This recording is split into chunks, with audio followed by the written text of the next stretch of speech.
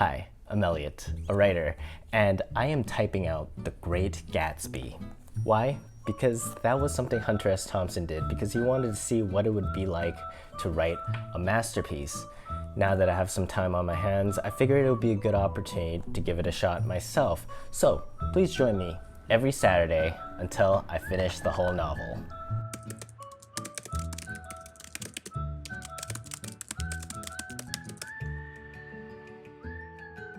Welcome back, everybody, to another episode of me, Elliot, typing out The Great Gatsby. How are you? How are you doing? It's been a particularly upsetting week in the world, I would say. I feel just, I don't even know how to feel anymore.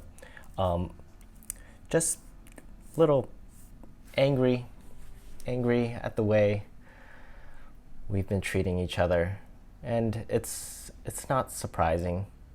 It isn't, because you could feel the tension for so long, and it's even just in normal day-to-day life, like a year ago, we were all on the verge of snapping, always, just at everything. And now, just in terms of the climate we're currently in, I think we've lost it. So, yeah, that's this week. This week was, I think, we've lost it a little bit. And there's not much more to say.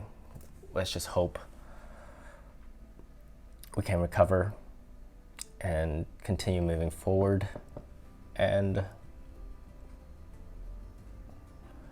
I'm not an optimist all the time, and I think things will probably get worse before they get better. So that's all. I'm still working from home. Still have at least another month here while my office kind of figures out everything that needs to happen in June. Potentially get us back, but that's all up in the air as well. No one's really sure what's going on. I'm looking forward to having sports back, but at what costs, I'm not too sure as well. So this week has been a very emotional one. Definitely a very emotional one for just people of all race and class, I think. And yeah, that's enough of that stuff. This is not what you're here for. And I'm not gonna bog down the show too much with all the current event that is happening. This is not a news show. This is a typing The Great Gatsby show. But the great thing about literature is sometimes it's both an escapism, it takes us away, but it also reveals how we feel about certain things. And that's why I think it's so important. It helps us develop compassion and empathy. A book, a piece of fiction, is nothing more than a vehicle of empathy. And at this time, when we're all focused on our own issues, I think we need empathy, compassion, and finding that meditative calm that reading can bring us, and writing as well, to release some of that anger. Whenever I get upset about certain things, I find that it's really helpful for me to write about it. Not in like an angry tweet or an angry Facebook post or anything. It's just before we start yelling and screaming at people, it's often nice to reflect on our own emotion and make sure what we are gonna throw at people is something that we understand in ourselves, that this is something of value to communicate instead of just blind rage. And that's the power of writing. It takes a bit of patience. It's not often reactive. It's reflective. And I think that could be a more productive strategy than what is currently taking place in the world. So that is my PSA. Now let's get on to the actual typing because we got a lot to go through, and I kind of measured it out. I can't believe it's 10 episodes already of this series. It feels like maybe last week, 2 weeks ago that I started. So here we are, and I kind of did a calculation. I kind of have an idea of how long this will take me now that I've started doing this. And I think that's one of the important things about just starting a project, starting to do it, because then you understand how long things will take, and things will take as much time as you give it. I think that's called like the Parkinson's law, where whatever deadline you have for it, you need to get it done by that time. And I didn't, just like this global pandemic doesn't have a timeline, I never really made a timeline for this either. So we're unsure when this is going to end. But I have a vague idea. I have my estimates, I guess. Now that I'm 10 episodes deep, you kind of know how long it takes to type something, and also ramble on a bit about my thoughts. But yeah, let's get this show on the road. That was a lot. I just wanted to share a bit of this week with you, just so we could, create that setting, locate it in time. Otherwise, I don't want all these episodes to kind of seem the same. At least when I look back on them, I want it to be I want it to be a snapshot of the week that I had. Also, a time capsule of how long my hair is getting. So let's start. Okay, so we left off last week. Nick is at a party at Gatsby's house. He's kind of wandering around with this Jordan Baker lady, and they're walking around the house trying to look for Gatsby, not really sure what he looks like or who he is. And they're having conversations with different people, and I left off last week in mid-conversation between Nick and another war vet, because now we discover that Nick was in a war. So let's continue the conversation. Oh, and the guy has just invited him to go like on his hydroplane. That's where we are. All right.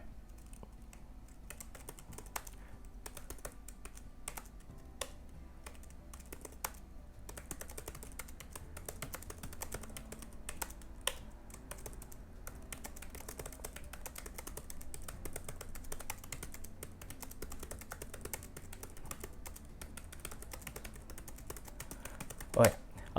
I forgot to mention our intention this week. I actually haven't thought about it. I'm not gonna lie. I'm not gonna lie to you. I don't really know what exactly to look for this week. Haven't put a thought into it, but perhaps we could look at length of sentences, how long they are, especially in. No. Let's look at the dialogue.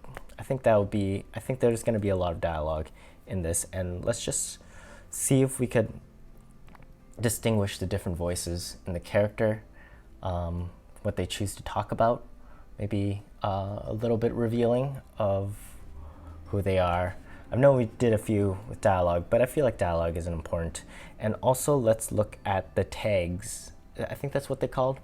The saids, she saids, He said. She replied. Actually, let's just focus on that. Let's just focus on that. And how often it's used, and whether we can clearly attribute the dialogue to who's talking. All right, let's do that. Okay, this episode is off to a slow start, but I'm confident it'll pick up energy as it goes. This really exciting typing show. Okay.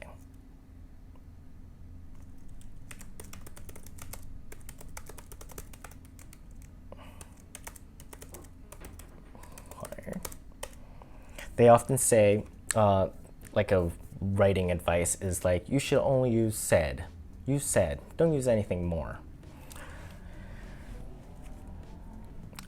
I use said most of the time, but now and then inquired, questioned, asked. I use those a lot as well in my own writing, or responded, or replied.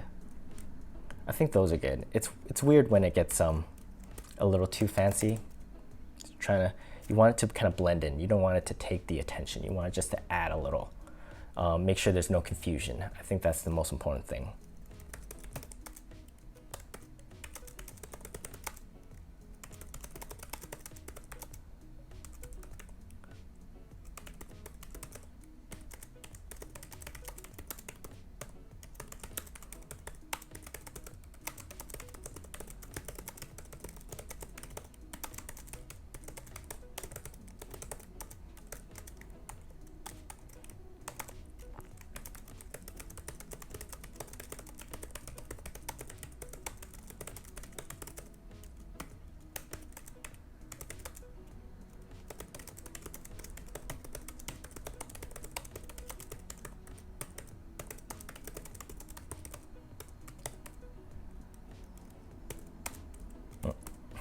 Thanks.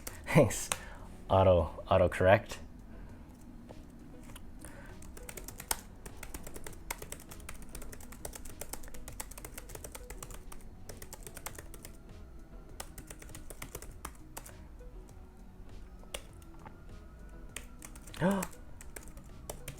He's Gatsby.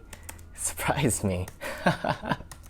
That was done really well. I wasn't even expecting that.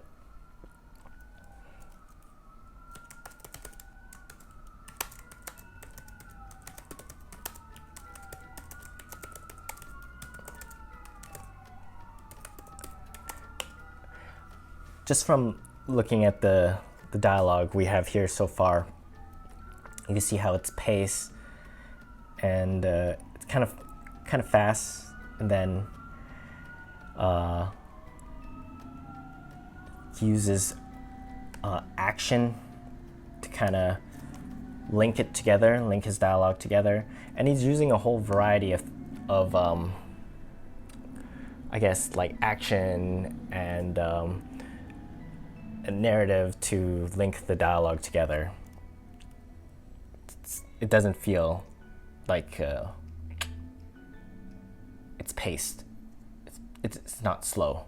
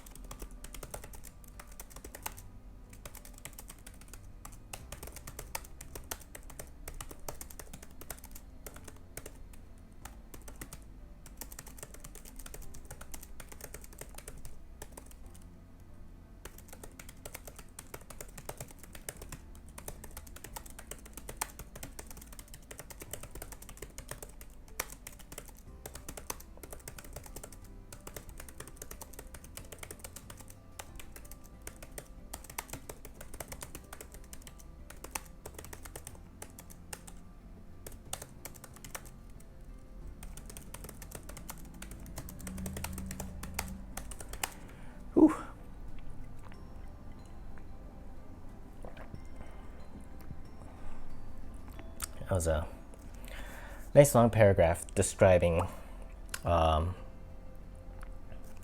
incredibly understanding Gatsby is.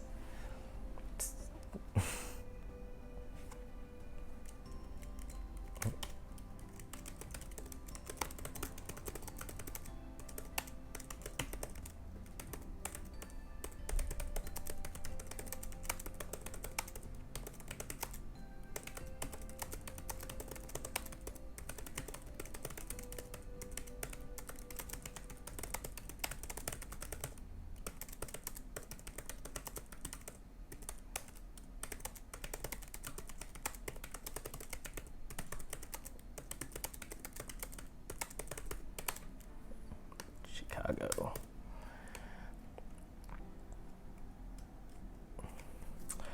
So there, finally, we get some Gatsby action. That was fun. Hope he comes back soon. That's real quick. Just give me 1 second.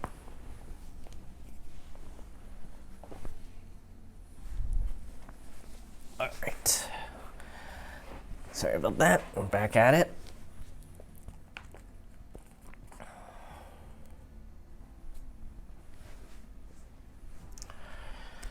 So right away we kind of feel the persona.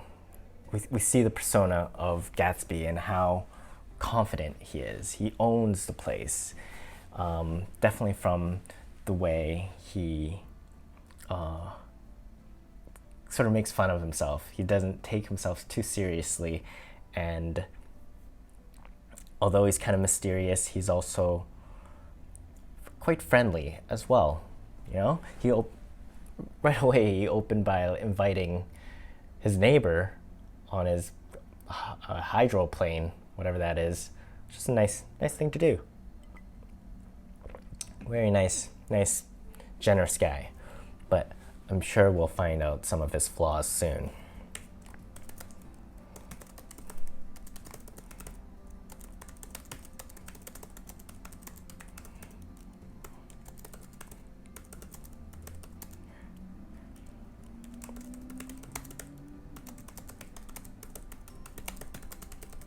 Yeah, it doesn't seem that Fitzgerald is too concerned with the type of I don't think they're called dialogue tags, but I'm gonna call them dialogue tags.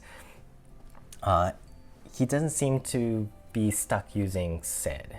He urged me.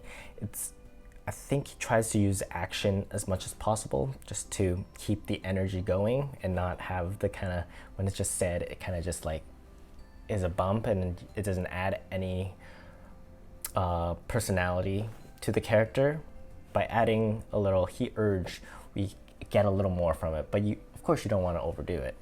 But let's see how he approaches it more as it goes, because I have a feeling that he's not stuck on the rule of using said a lot.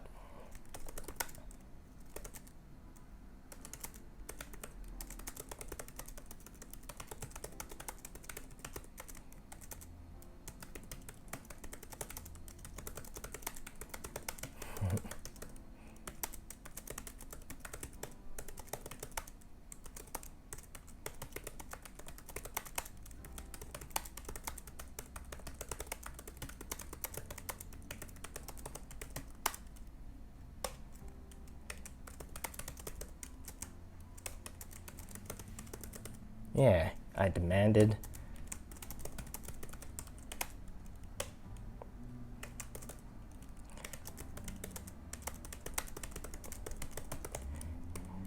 Chooses not to use it, and now we kind of know it's to introduce who is talking to who, or who the narrator is going to be talking to first, and then you can kind of just, and once you have the first person who said something and then its response,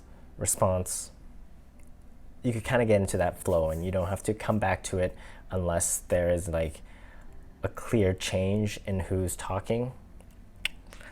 Let's continue.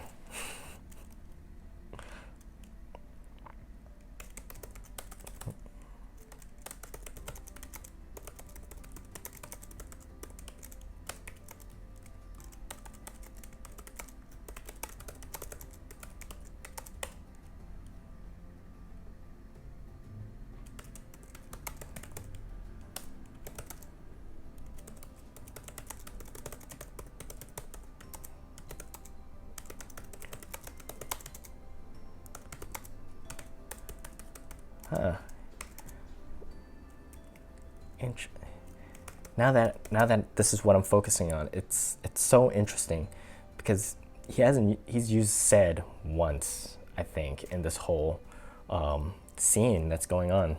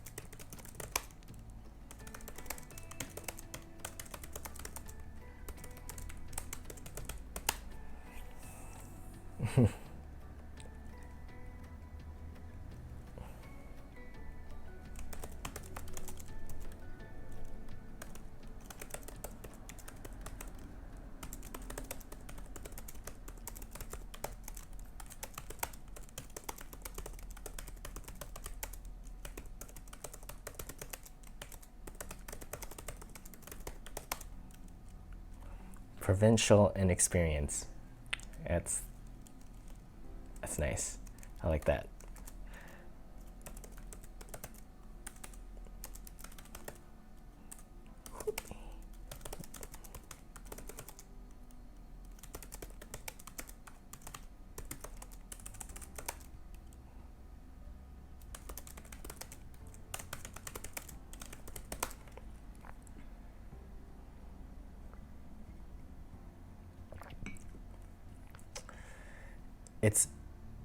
It's nice how it's sort of sections. You have sections of dialogue, sections of Nick's thoughts about what's happening, and then more scenes, dialogue scenes, and then back into his head. So that's kind of what's happening right now. It's like much like me typing this and typing and interacting with this, I'm interacting and then I'm having this reflective moment where I'm like, this is how I feel about this this idea. So it's a lot of going back and forth between what is happening externally and what is happening internally.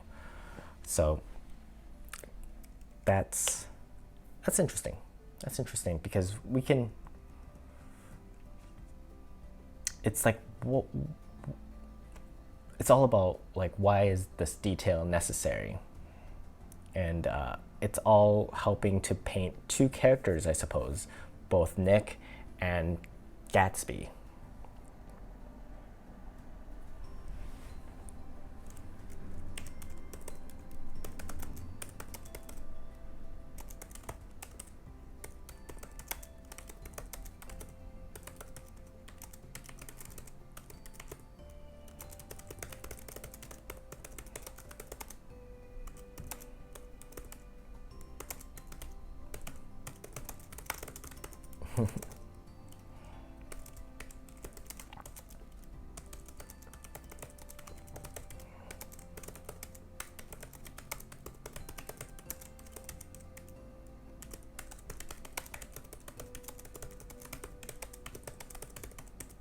Interesting. What an interesting thought. At large parties are more intimate, whereas small parties, there isn't any privacy.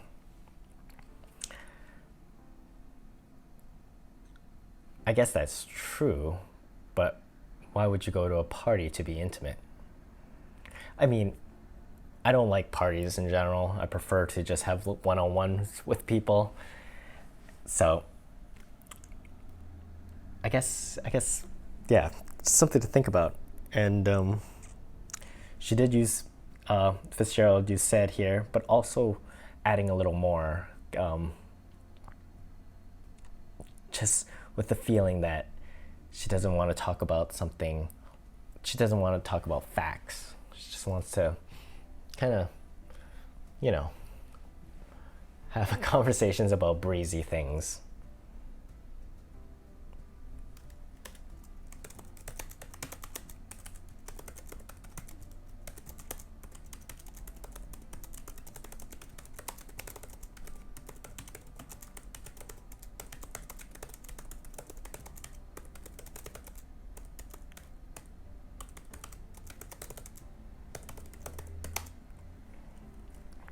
Echolia. Let's see what this is.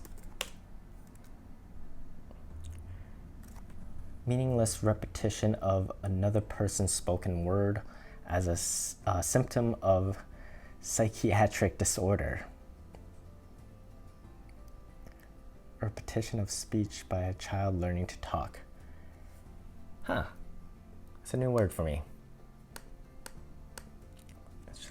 Of the garden. I don't know. It's weird. It doesn't really.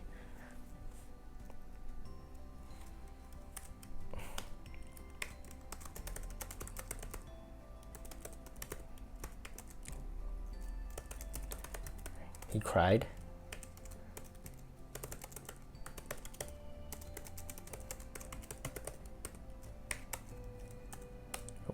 Oh, that's not on the other page here.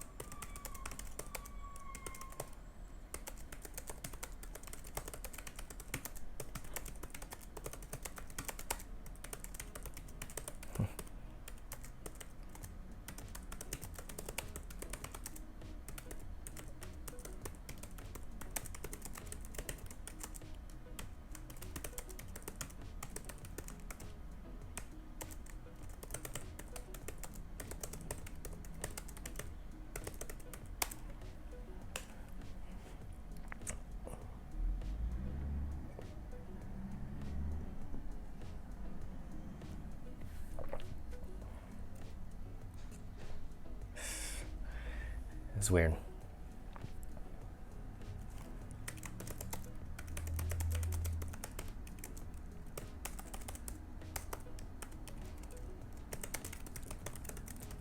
Lustily.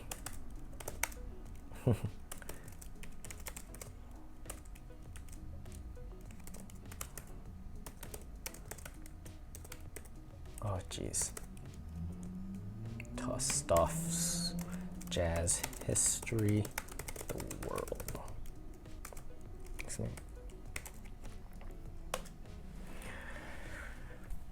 Yeah, just this brief part so far, you could really feel that he's not following that rule at all. So keep that in mind. He's changing it up.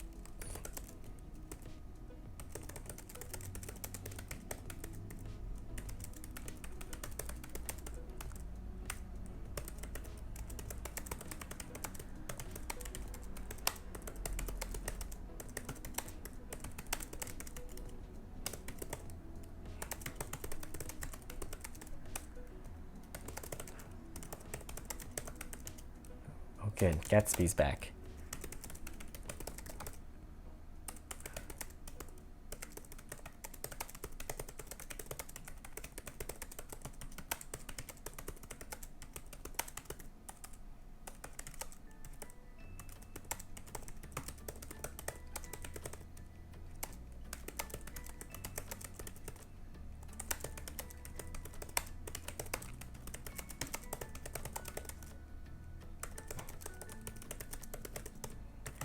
One thing I always am unsure how to approach is whenever I'm introducing a character, and I often feel like immediately I need to describe what the character looks like, or at least give a sense of their features. And I don't know if that's the right approach necessarily, but now it's I think it has to match with what is happening, because you don't need to give it's like describing a character's features while the character is looking in the mirror. It's like, is that the right place is this helpful for moving the story forward? And yes, sometimes in like the first few drafts, it's good to just have an idea of what this character looks like, but it doesn't have to come right immediately when you introduce a character, is what I'm trying to say. Like, bits and pieces can be added on. That's how I feel about it. But when you're drafting, you kind of have to restrain yourself.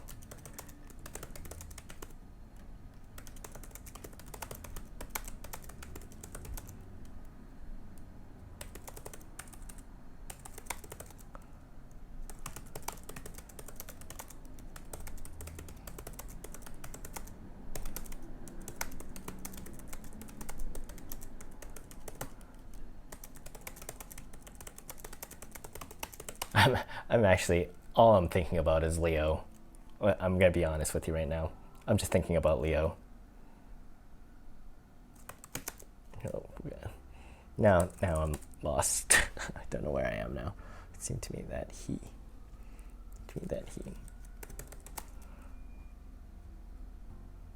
More.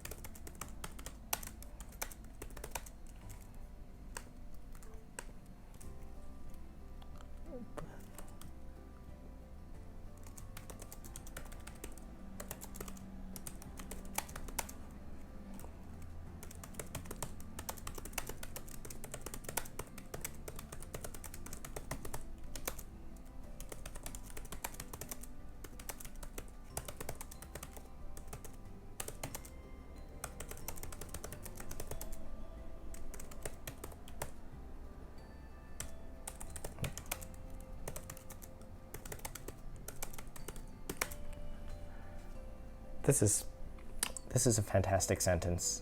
Let's just take a moment to appreciate it. It's a long sentence too. When the jazz history of the world was over, girls were putting their heads on men's shoulders in a puppyish, convivial way. Girls were swooning backwards playfully into men's arms, even in groups, knowing that someone would arrest their fall. But no one swooned backward on Gatsby, and no French bob touched Gatsby's shoulder, and no singing quartets were formed with Gatsby's head for one link. I love how it just switches up. It's like you're describing this one thing, and you think it's going one way, and then it switches up. It's like, but this is not happening. That was done really well.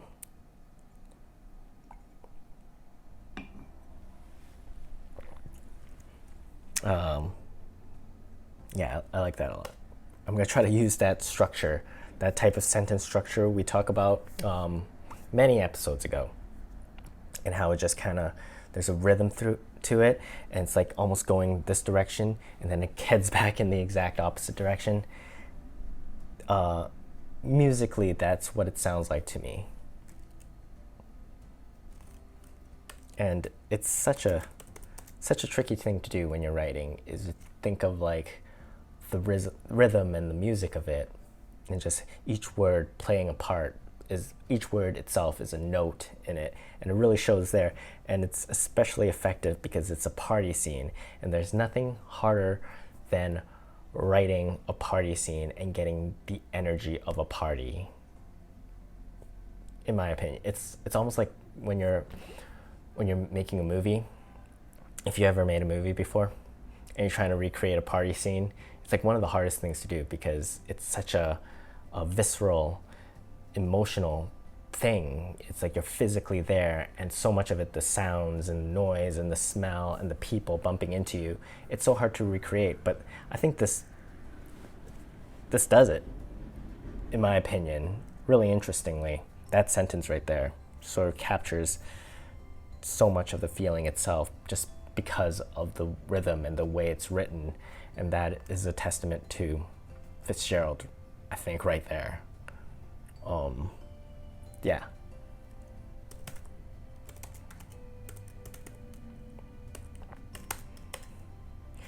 So just looking at dialogue, I beg your pardon, just right off, not even introducing who's saying it, just keeps you guessing for a moment. And I'm just gonna keep on going with this thought that I'm having. Is like at a party, you kind of sometimes just hear noises and you don't know who it belongs to right away. So I think that's a nice touch.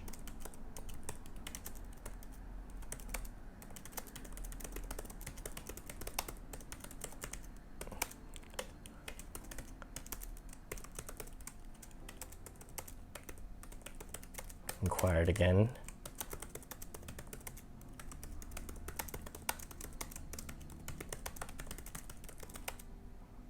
Ooh.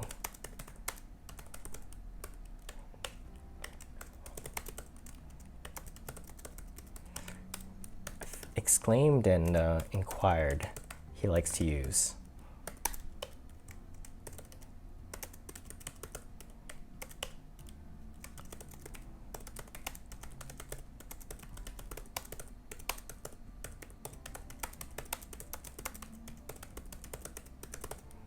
Astonishment. Oh, geez.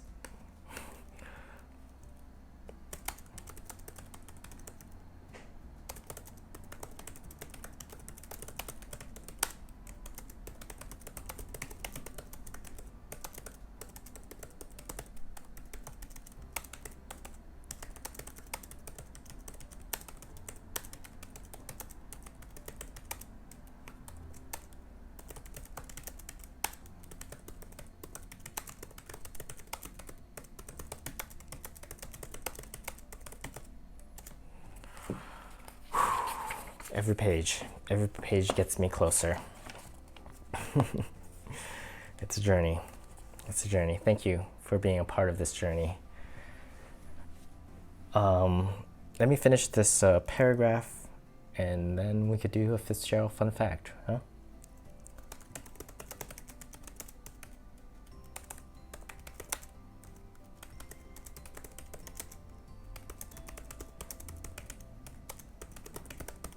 The way he describes characters, it puts them in a place, it puts them in a scenario in his brain, and he's not just telling you what she looks like. She's putting her in this hypothetical, metaphorical scenario that he's sort of relating to, and that's just an effective way to describe a person, as opposed to just saying she looks clean and crisp.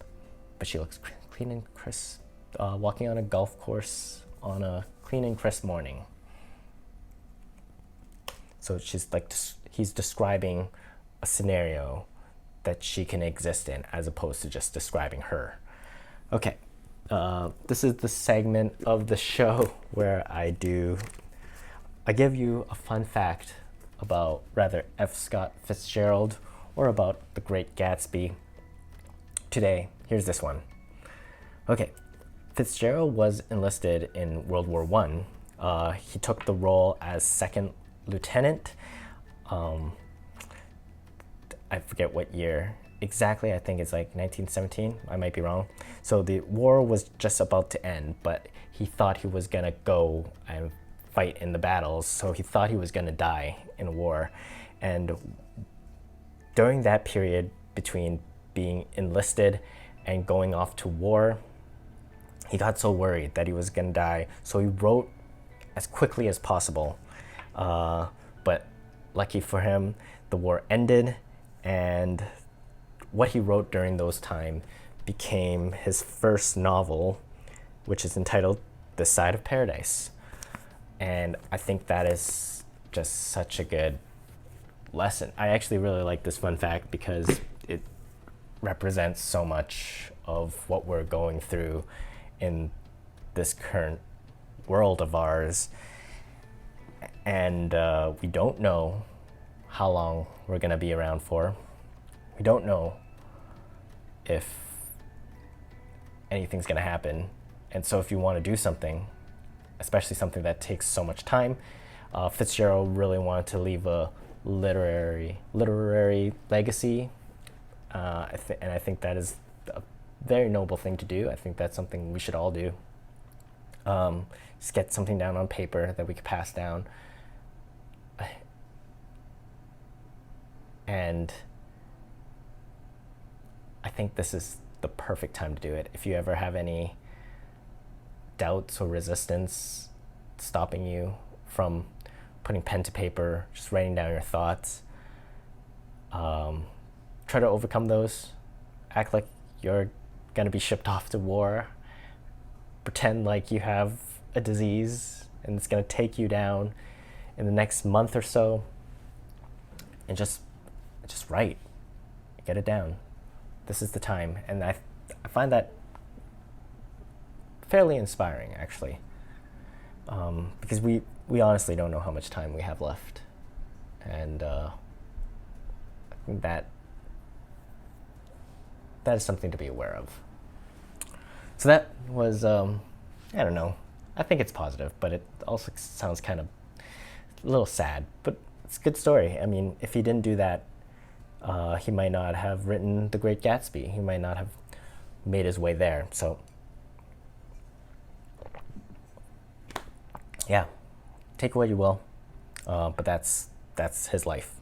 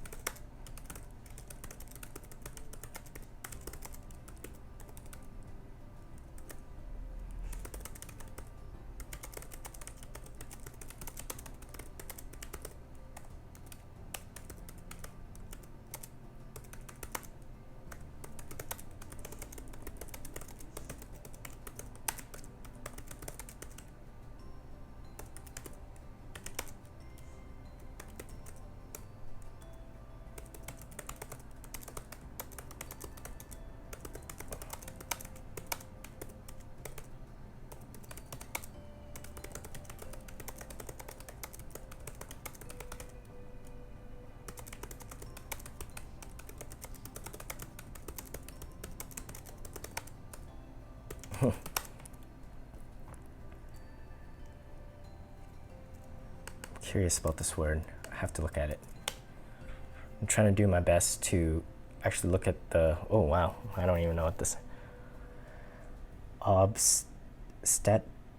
obstetrical, relating to childbirth and the processes associated with it. This is weird. Also a weird COVID-19 warning here. Oh, like, is it attached to it? I don't know. That's a weird word. Okay, I'm running low on time for me. This is I didn't necessarily get as far as I wanted to today, but I still want to do this. This is the my timer, my writing speed. Every week I try to see how quickly I type. I'm averaging around 60 words per minute. And so I'm going to time myself for a minute. And it's hard to keep track of what I got previous weeks now that I've done it for more than, I think, 5 weeks. It's hard to remember the numbers. But ignore all that. Ignore what I'd done last week because I'm going to try to hit a goal. So my goal is 70 words per minute. And if I could get 70 words per minute, I win nothing. Nothing. I just can feel good about myself for a brief moment. This seems like a good passage. So let's do this. Okay. My mark gets set. I should have my hands ready. Okay.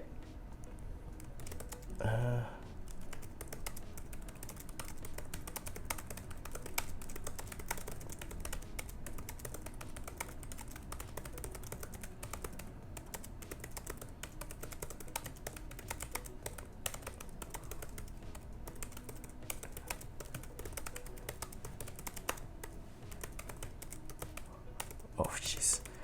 Oh, I can't talk right now.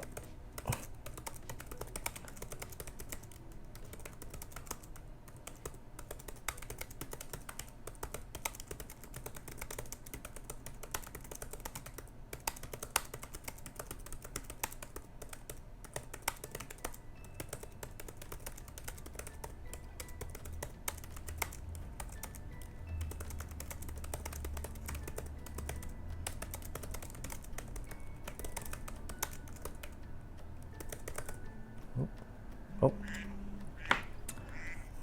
I kind of screwed myself over there. I was looking for the finish line, and it came. Like, stop. My gosh, that was. I'm not going to count that one, but let's see how I did. I think I did pretty good actually. 67. Almost. I think I hesitated on a few of them. And what other excuses do I have? I had a little like grain of dirt on my finger. That kind of messed with me. It's, you know how like a hockey player and their like the tape on their stick wasn't perfect. It felt a little like that. That slowed me down. But 67 words per minute is like, I think the first time I did it, I was like 50 something. I think that's pretty impressive. So I'm happy. I'm happy about that. But next week, I'm gonna get 70. That's my goal. It's important to have goals. Otherwise, you have nowhere to shoot. Keeping with the hockey metaphor, that I'm going. Yeah, whatever. Let's keep typing.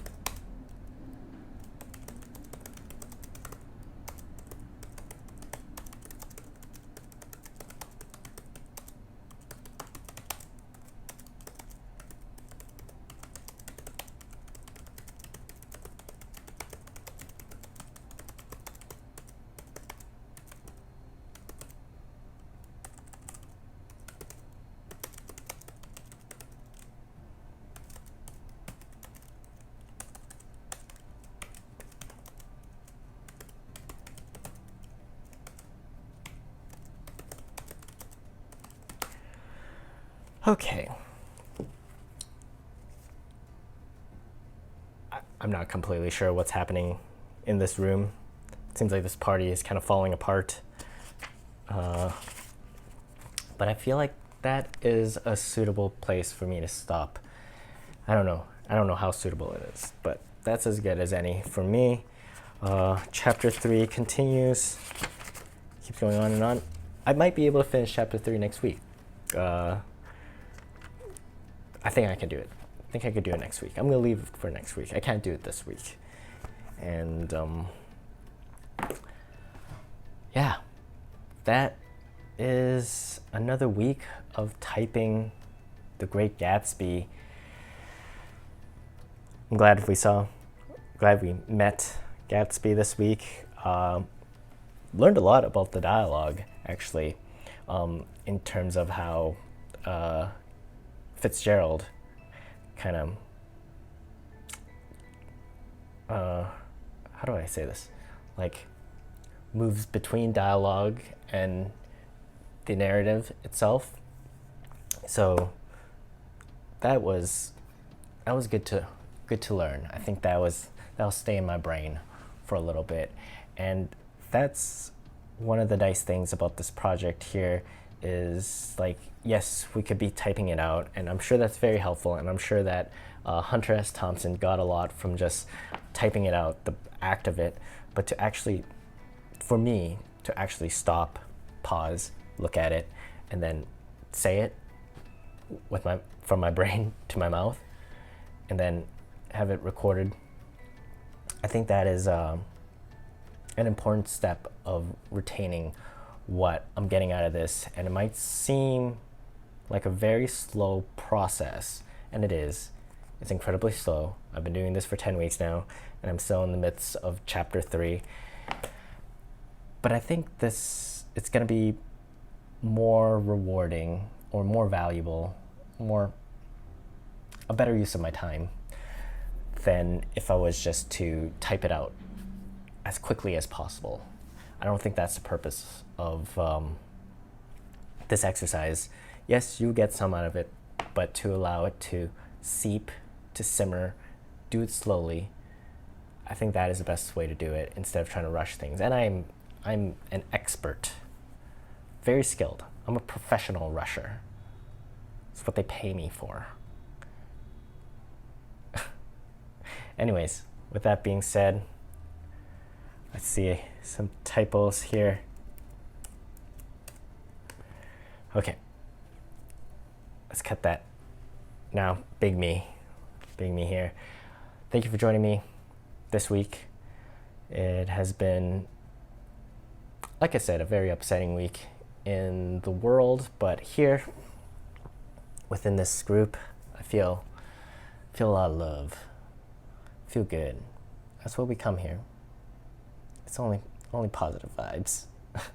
All right. Take care of yourself. Be nice to others. And before you yell at someone, write. I don't know. That's not. I'll workshop that a little bit more this week. Okay. Bye.